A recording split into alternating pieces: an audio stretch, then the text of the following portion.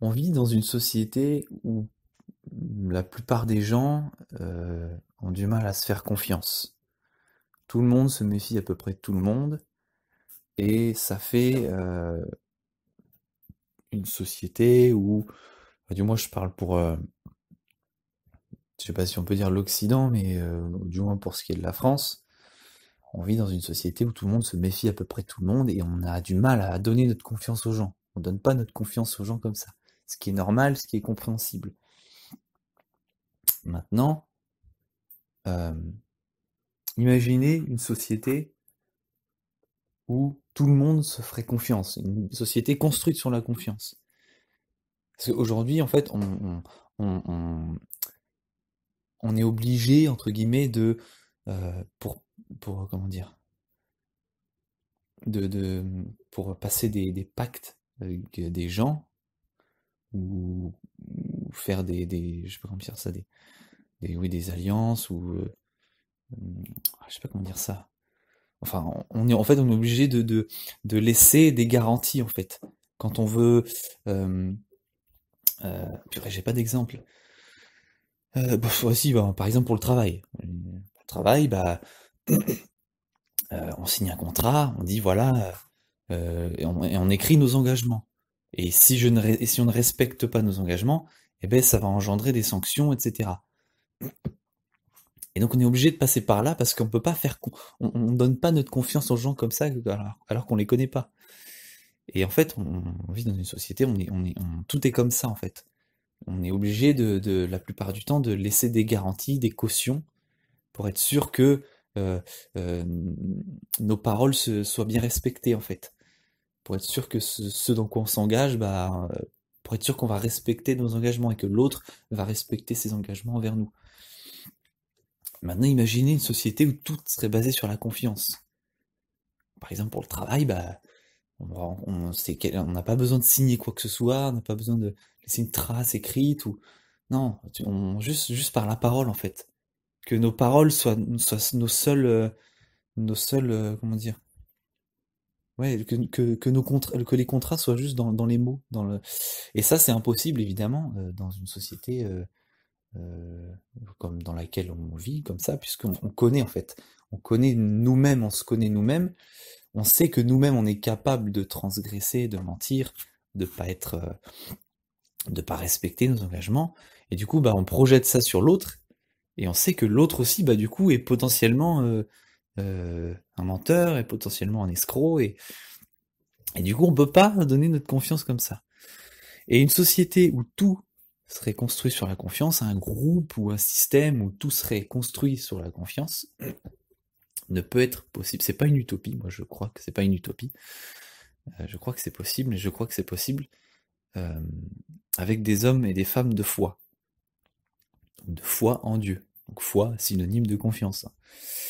Euh, C'est-à-dire, c'est pas que je parle pas d'un bon bon, moi je suis chrétien, enfin je suis chrétien, bon, je dis ça vite fait, hein, ça veut tout et rien dire un chrétien, mais par exemple l'idée c'est pas que une société soit faite que de bons chrétiens qui sont honnêtes et intègres parce que Dieu les regarde, et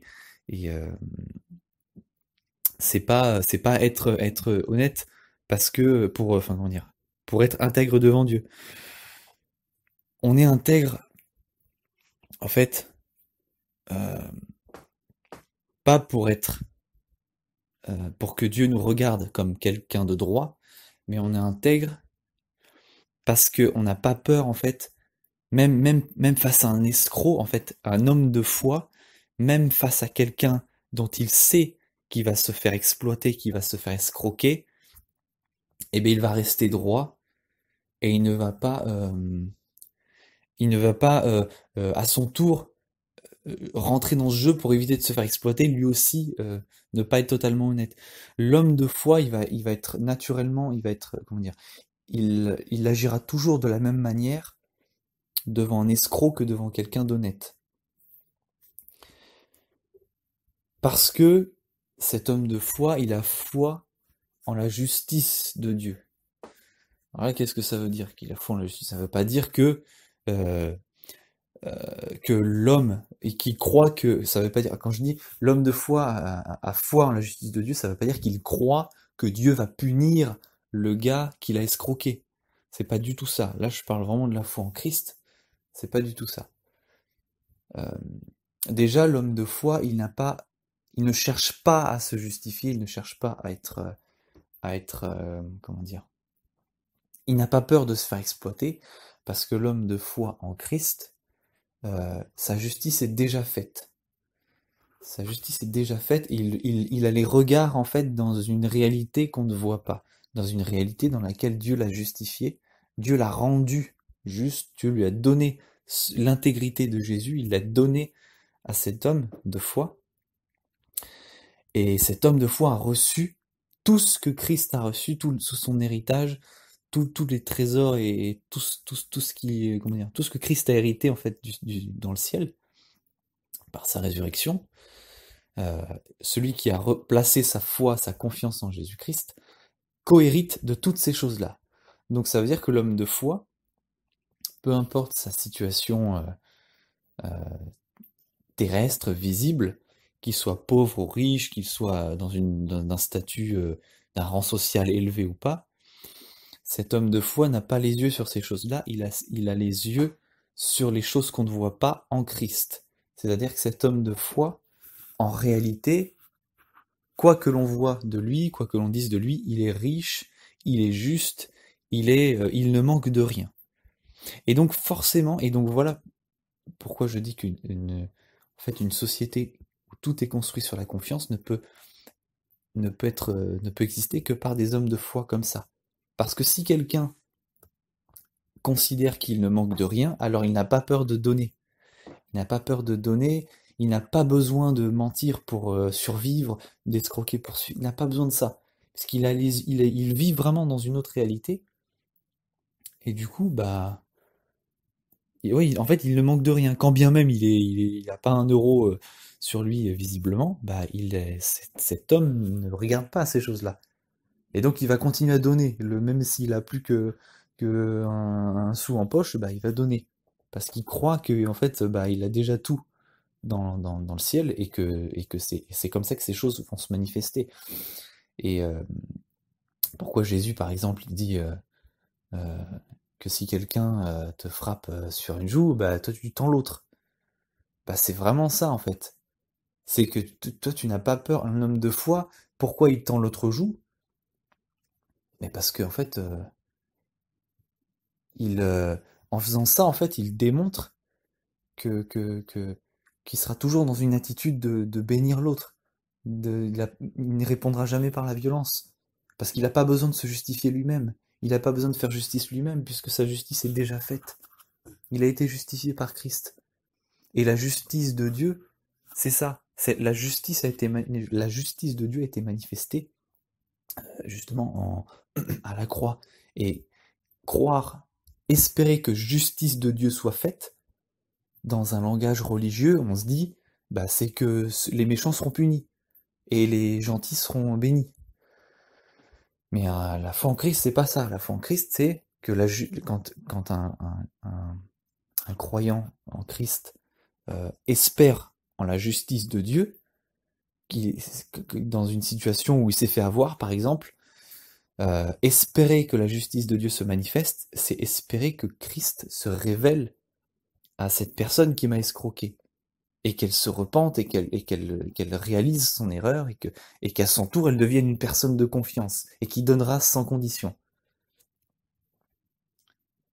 Et donc oui, je crois que... bah voilà, tout ça pour... En fait, j'ai regardé une petite vidéo tout à l'heure qui m'a fait méditer ces petites choses-là, et me dit, ouais, en fait, enfin c'était une petite vidéo sociologique sur des petites expériences comme comment dire, sur la confiance en fait, et montrer différents types de personnes qui étaient plus ou moins escrocs suivant la personne qu'ils avaient en face, et qui du coup faisaient que bah, une société en fait comme ça, ou enfin ça faisait des sociétés, des systèmes où tout le monde se méfie de tout le monde quoi. Et moi je pense à l'église, hein, je pense j'imagine le monde par Christ et je me dis, bah, je crois qu'une société, un pays, peut être fondé sur la confiance. Où il y aurait plus de contrats écrits, il y aurait plus d'engagement, comment dire, matériel, ou plus de caution. Ce serait juste nos paroles en fait qui seraient les contrats. Dire bah voilà, pour un travail, dire voilà, toi je voudrais travailler dans ce truc, et ben le gars il t'engage juste parce qu'il t'a écouté et toi tu t'engages verbalement à respecter telle et telle condition. Et il y aurait plus de surtout dans un pays comme la France où on est blindé de paperasse, ce serait merveilleux. Ce serait merveilleux. Donc voilà, c'était juste pour partager ça. Bonne journée, bonne soirée.